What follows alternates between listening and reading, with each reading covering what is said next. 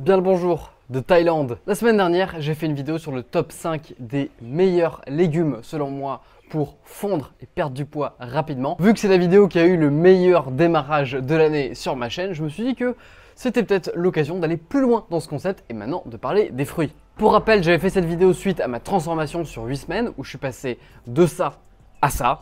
Hashtag NoFilter. Et du coup, après cette expérience de perte de poids rapide, je pense que c'est pertinent de revenir sur mes choix alimentaires. Et du coup, là en particulier, mon choix au niveau des fruits pour perdre du poids rapidement et surtout combler mon appétit, me sentir rassasié et prendre un maximum de plaisir. Bref, kiffer ma diète. Parce que oui, les fruits et les légumes dans une diète pour perdre du poids, c'est vraiment la clé. Tout simplement parce que ça permet de manger du volume pour ne pas avoir faim, d'une part. Et d'autre part, ça permet de maximiser les nutriments, en particulier les micronutriments, vitamines et minéraux, dont tu as particulièrement besoin pendant une diète parce qu'en soi, tu manges moins de calories. Donc tu veux vraiment que ces calories-là soient sur des aliments riches en micronutriments.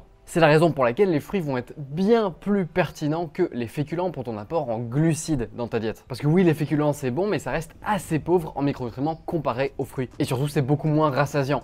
Oui, la pomme de terre est l'aliment le plus rassasiant au monde au 100 grammes, mais pas au rapport calorique. Pour rappel, manger des fruits et légumes, c'est le critère numéro 1, le facteur numéro 1 dans une alimentation pour prévenir des risques de mortalité, toutes causes confondues. Je l'avais déjà dit dans la vidéo sur les légumes, mais en gros 4 à 600 grammes de fruits et légumes, ça réduit de environ 20% tes risques de mortalité, encore une fois, toutes causes confondues, donc ça vaut le coup de te pencher sur la question. Dans le cadre d'une perte de poids, tous les légumes sont top. Pour ce qui est des fruits, c'est un peu plus nuancé.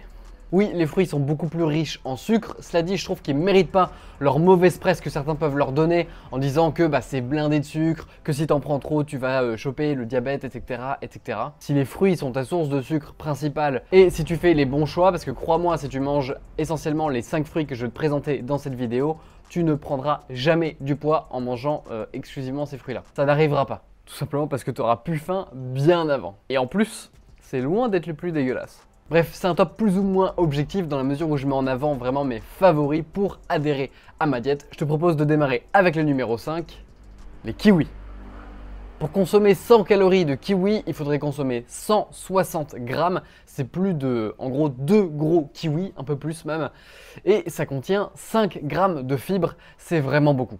C'est plus que les meilleurs légumes que je te mettais en avant dans la vidéo d'avant. Pour un score similaire, ça aurait pu être la poire, d'autant que 160 grammes, c'est pas tant que ça pour 100 calories. On peut faire beaucoup mieux, mais faut savoir que le kiwi, c'est le fruit au monde qui contient le plus de vitamine C. Donc concrètement, si tu tournais au complément alimentaire de vitamine C, prends un kiwi. Déjà, ça t'aidera à te rassasier, mais en plus, sache que dans un seul kiwi, tu as plus que tes apports journaliers recommandés en vitamine C. Le top 3 de mémoire étant avec la goyave et la papaye. Le kiwi est quand même plus facile à trouver en France et en plus c'est vraiment le numéro 1 et de très loin. Personnellement, je les coupe en rondelles, je garde la peau parce qu'en vrai en rondelles ça fait que des petits nutriments en plus et tant que tu le laves ça se mange très bien et ça permet de gagner du temps. Bref, je le mets en topping de mes petits bowls de fruits, mes petites glaces notamment, mes pancakes, ce genre de choses, j'adore ça. Numéro 4, la pomme.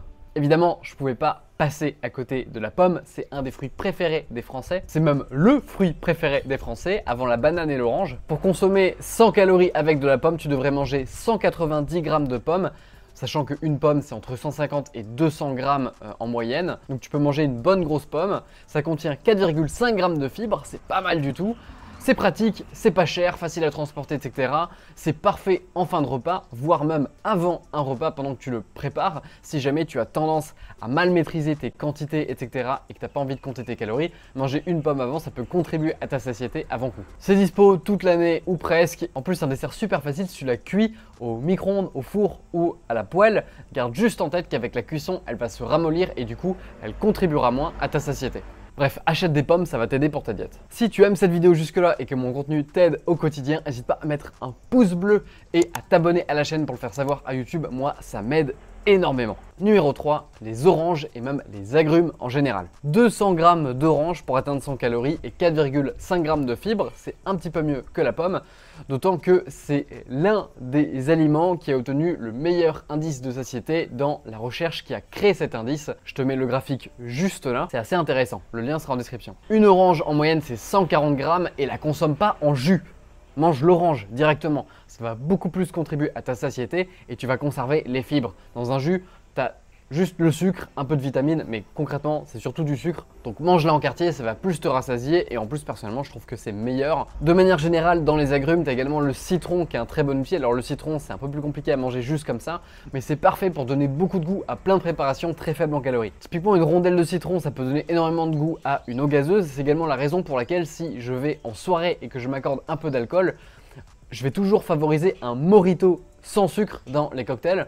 Un mojito, ça va environ être une centaine de calories. Et en plus, c'est super bon et ça évite du coup de faire trop décoller le compteur de calories tout en profitant un petit peu de ta soirée. Bref, ça bien sûr, c'est si t'es majeur, l'alcool est dangereux pour la santé, à consommer avec modération, blablabla. Bref, fais pas le con quoi. Aussi, l'acidité, c'est l'un des goûts les plus oubliés dans la cuisine. Clairement, l'acidité, c'est ce qui donne du goût et ce côté, quand t'as un petit côté de... un goût de il manque quelque chose dans un plat, souvent c'est l'acidité. Et les agrumes sont parfaits pour apporter ça, donc ça va être pas mal dans une bonne cuisine gourmande. Bref, l'orange et les agrumes, toujours à avoir dans ton frigo. Numéro 2, la pastèque. Et le melon aussi dans une moindre mesure. Pour consommer 100 calories avec de la pastèque, il faudrait manger 330 grammes de pastèque. Ouais, ça commence à faire du volume. Seulement 1,5 g de fibres, cela dit, mais c'est largement compensé par le volume. Au niveau de la satiété, t'inquiète pas, si tu manges de la pastèque ad libitum jusqu'à ce que tu aies plus faim, tu auras plus faim avant de devenir gros, crois-moi. Je pense d'ailleurs que ça fera rire ma famille et en particulier ma chère maman parce que j'ai mis beaucoup de temps à manger mes premiers melons et pastèques de mon plein gré. Ça a toujours été le fruit que je trouvais le moins attractif. Je suis toujours pas forcément un très grand fan du melon. La pastèque, ça passe un peu plus, je trouve que ça rapporte de la fraîcheur, ça aide à ajouter du volume à tes salades de fruits, ce genre de choses. C'est pas forcément mon fruit préféré en termes de goût, mais clairement aujourd'hui je le trouve bon, je le consomme de temps en temps et surtout c'est un super allié pour la diète. Une pastèque, ça fait 4 kg en moyenne, je doute que tu arrives à t'en enfiler une tout seul, mais même si ça devait arriver, ça ne te rendra pas gros. Tu peux la mixer avec des glaçons pour faire une sorte de granita faible en calories, c'est super bon et ça apporte toujours cette petite fraîcheur qui est très sympa. Bref, la pastèque numéro 2. Et le numéro 1 de ce top, celui que j'ai vraiment constamment dans mon frigo, que je sois en diète ou non, c'est vraiment le meilleur, le GOAT numéro 1, les fruits rouges et plus particulièrement la fraise. Ouais, mais la fraise, ça coûte une blinde. J'ai une petite astuce que je te donne juste après, justement à ce sujet-là. Bref, pour manger 100 calories avec des fraises, il faudrait manger 320 grammes de fraises. Ça commence à faire quand même 6,5 grammes de fibres aux 100 calories. C'est monstrueux. Quand tu sais que dans la recherche, en moyenne, 14 grammes de fibres, ça réduit ton apport calorique de 10%, à partir du moment où tu comptes pas tes calories et que tu manges à satiété, bah ça veut dire que si tu te fais 200 calories de fraises dans la journée, tu auras tendance à réduire ton total calorique de la journée de 10%. Et donc bah, virtuellement, ça compensera probablement tes fraises et ça t'aidera énormément pour perdre du poids. Bref, une fraise en moyenne, c'est environ 12 grammes, ce qui veut dire que ça représente quand même 26 fraises pour 100 calories. 26 fraises. C'est un goût sucré qui est ultra puissant et pourtant ça contient pas tant de sucre que ça. C'est le pouvoir du fructose. Et non, le fructose n'est pas diabolisé. En tout cas pas si tu le consommes sous forme de fraises. Juste l'achète pas en poudre, ça sert à rien. Ça coûte cher, oui, mais il y a deux astuces pour ça. La première déjà, achète-les en saison. Les fraises hors saison, bah comme les tomates, c'est absolument dégueulasse et en plus ça coûte une blinde et ça pollue.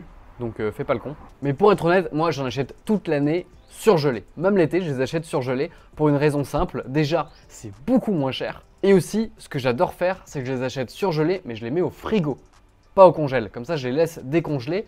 Et en fait, comme les fibres ont été un petit peu cassées avec la congélation, elles vont avoir ce côté un petit peu sirupeux, super sympa. Ça fait comme des fraises au sirop, sauf que bah, il n'y a pas de sucre ajouté, c'est juste des fraises. Et je mets ça sur mes pancakes, mon pain perdu. Bref, c'est un élément majeur de mon petit déjeuner au quotidien. Vraiment, la fraise, c'est le GOAT. GOAT, ça veut dire Greatest of All Time, pour ceux qui ne savent pas. Mais ceci dit, comme la dernière vidéo, j'en ai un en bonus, un fruit à donner en bonus, qui objectivement aurait dû être numéro 1 si on se basait que sur l'apport en fibres et le volume. Mais tu vas vite comprendre pourquoi je ne l'ai pas mis dans le top à la base. Ce fruit, c'est le Star Fruit ou carambole en français. Tu sais, c'est le fruit en forme d'étoile comme ça. Bref, c'est pas un truc que tu trouves au quotidien et ça fait pas partie de ton alimentation quotidienne. C'est pas non plus vraiment délicieux, mais si t'aimes ça, c'est un super fruit pour la diète pour une raison simple. 100 calories, ça correspond à 320 grammes de ce fruit pour 9 grammes de fibres. 9 grammes de fibres, c'est insane. Bref, j'aurais pu parler aussi de la pitaya, le fruit du dragon, surtout que c'est dans le thème avec la Thaïlande, qui pour le coup, pareil, 320 grammes pour 100 calories et 5 grammes de fibres, c'est pas mal du tout, mais bon, Tu vas pas trouver des pitayas au quotidien et j'ai pas forcément envie de t'inciter à en acheter au quotidien dans les épiceries, etc. Prends des fruits locaux et de saison, c'est beaucoup mieux. Et toi, quels sont les fruits piliers dans ta diète? Dis-le moi en commentaire, ça m'intéresse vraiment, on peut échanger autour de ça et même des petits tips de recettes. J'aurais pu mentionner la rhubarbe, mais techniquement déjà, c'est pas un fruit et aussi le problème, c'est que c'est toxique à grosse quantité. Donc voilà, je voulais pas trop t'encourager à le manger en grosse quantité parce que là le but c'est d'en manger beaucoup pour perdre du poids. Il y a également d'autres options qui sont moins courantes ou difficilement accessibles, notamment parce que c'est plus des fruits exotiques, ce qui rentre quand même pas mal dans le thème avec la Thaïlande. Ça pourrait faire l'objet d'une prochaine vidéo ça. Qu'est-ce que t'en penses? Si tu veux aller plus loin, je t'invite à aller voir ma vidéo où j'avais fait cet exercice pour les légumes, le top 5 des légumes pour perdre du poids rapidement. Je te mets la vidéo juste là. Sinon, tu peux également voir ma formation gratuite sur les secrets de la perte de poids qui t'apprendra justement ça. Je te mets le lien juste à droite. Sur ce, je te dis à très vite pour des prochaines vidéos. D'ici là, prends soin de toi. Ton corps te remerciera.